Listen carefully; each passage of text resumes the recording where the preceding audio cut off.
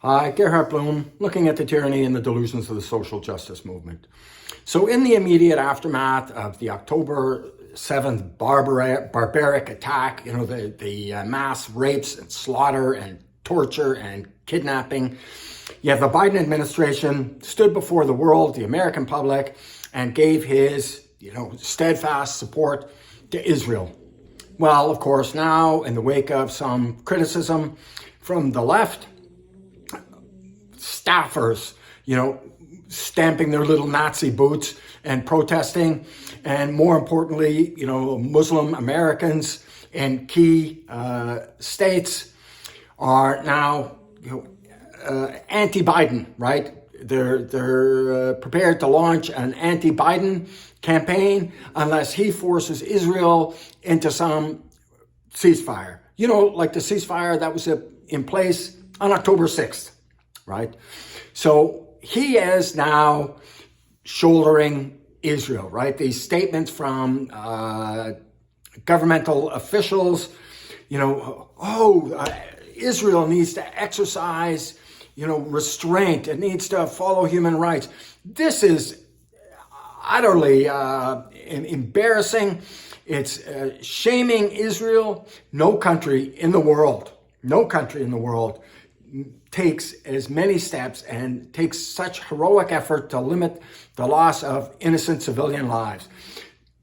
Advising civilians in advance of attacks on buildings and areas that they're going to be attacking. And of course, this gives the enemy, those treacherous rats that is Hamas and their supporters, chance to escape. And I shouldn't say supporters because, yes, the vast majority of the Palestinians support Hamas and its terrorist atrocities. It is awful.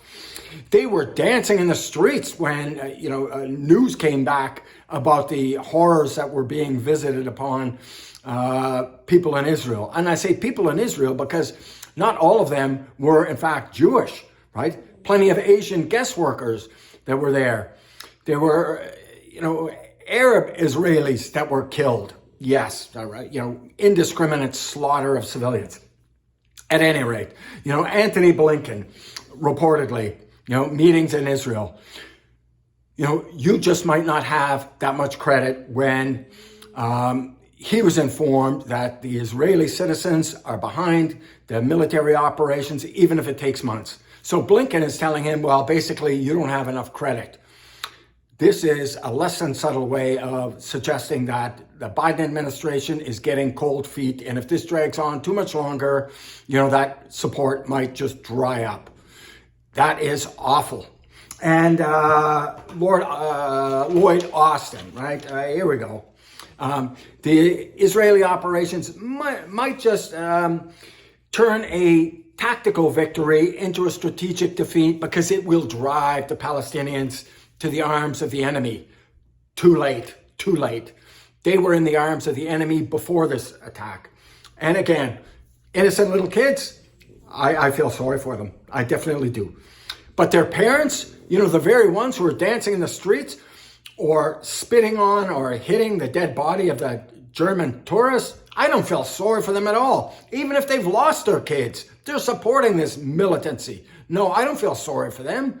They should have thought about that before they supporting Hamas and terrorist atrocities. So no, and you don't have to be, Napoleon to figure out that these ends pull in different directions, right? You want to limit the loss of innocent lives. This takes time, and this endangers Israeli soldiers, but they're willing to pay that price, for the sake of maintaining their. Well, they have their international reputation has been slandered for decades, ever since the creation of Israel. But nevertheless, they have high ethical standards and they don't want to risk that unnecessarily. So getting in a built-up area in the military, FIBUA, fighting in built-up areas, this is very dangerous and it's time intensive, right? It takes a great deal of time and a great deal of caution to separate the wheat from the chaff, or in this case, the mice from the rats. So that's what the Israeli military is doing. So yes, this takes time. The easiest thing in the world, Israel has nuclear weapons. Drop a nuclear bomb, call it a day, right? Well, should we have lunch? No. So they're taking time and being as cautious as they can. And yes, Hamas does not make this easy because it embeds itself in civilian areas, right? Mosques, schools, hospitals, right? So, and people act, oh, surprised about it. No, the international community has known about this for literally decades. The tunnels under hospitals and mosques and schools, storing weapons in the very same facilities. Yes, these facilities would otherwise be protected under the laws of war. But once an enemy exploits these otherwise protected areas, they lose their protected status. That's right, they lose their protected status. So Israel needs the time, and Joe Biden, he's in an awful spot because if he turns off support for Israel, he will lose the election. The American public, other than deluded leftists and these radical Muslims that are in the United States,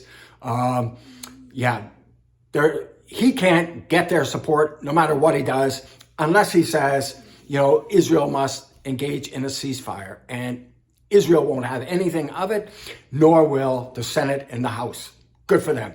So Joe Biden, he has to finally, where is the courage of his convictions? He knows that Hamas and these militant Palestinians, it's cancer. It's a social cancer. And yes, it needs some radical treatment. Radical. Anyways, thank you so much for your time and attention. Sorry if I got a little ranty. But at any rate, thanks so much for your time and attention. And please do check out my book, Deconstructing Social Justice. It's available on Amazon.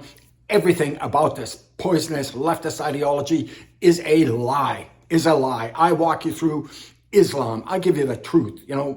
Peaceful religion, not a bit. The oppression narrative, the black oppression narrative, it's a lie. Socialism, cancer, right? Men in skirts, competing against women athletes. I give you the data.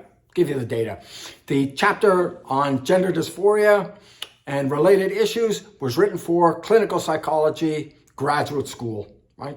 Anyways, thank you so much for your time and attention. If you like the video, please do drop a thumbs up. Gratifies my fragile male ego. Thanks so much. Bye-bye now.